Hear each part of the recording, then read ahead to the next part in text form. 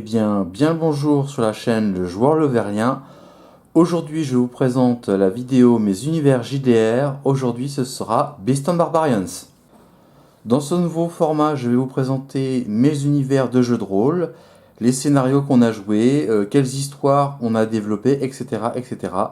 Et ceci, c'est dans quelques instants. Premièrement, nous avons joué aux Diables Marqués. Les Diables Marqués sont des guerriers qui harcèlent des habitants d'un village et qui kidnappent les hommes pour les faire travailler et qui pillent les ressources du village. Donc, ce qui se passe, c'est qu'une des villageoises s'en va en ville près de Jalizar pour essayer de trouver un groupe d'aventuriers pour les aider à se battre contre ces guerriers. Les héros acceptent bien volontiers de se joindre à cette aventure. Après avoir fait une petite excursion en cheval direction le village, nos héros vont aider les villageois à se battre contre ces guerriers. Commence une première bataille où les guerriers sont vaincus.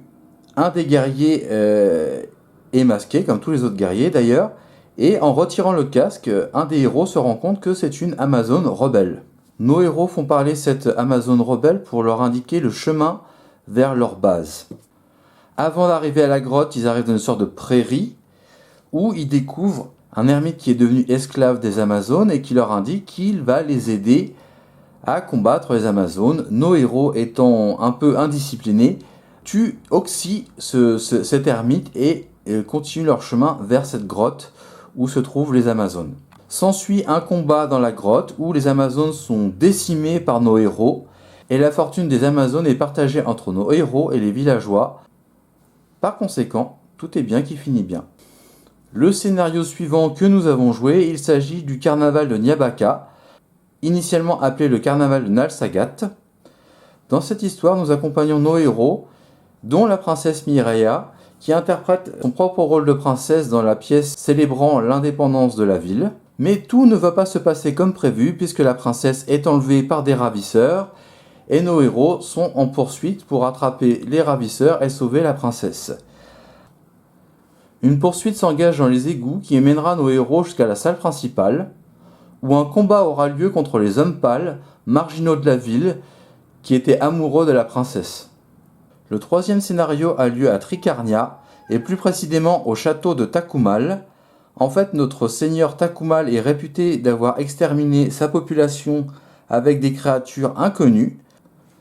Nos héros se rendent au château et découvrent des insectes, les jagas, qui se nourrissent d'humains pour pouvoir se reproduire.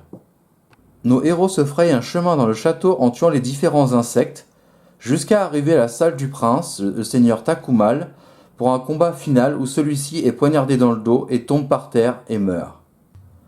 Ainsi, le mari de la femme enceinte qui avait été transformé en grenouille est libéré de la malédiction et peut enfin rejoindre sa femme et travailler au château de Nyabaka.